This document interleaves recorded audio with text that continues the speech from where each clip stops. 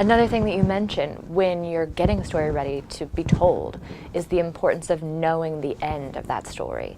What is the danger if you begin telling a story that you don't necessarily know the end to? Danger of telling a story without knowing the ending is that your story will not work. You may as well not even tell the story. This is like a pilot taking off from the airport and not knowing where he or she is going. They'll just fly around randomly. They don't know what their destination is.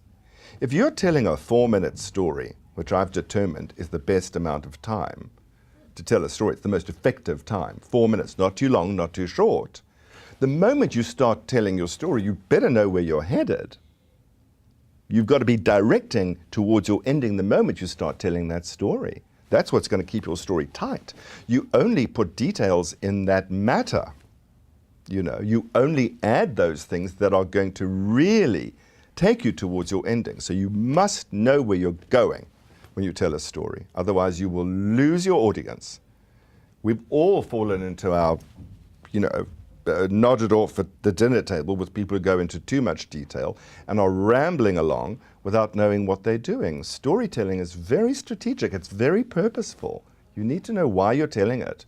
And what I do when I'm training people to tell their stories and they start to present, I say to them, tell me your last line first.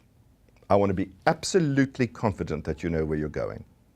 So your end of your story is the thing that resolves your story, and it's the thing that makes everything else in your story add up.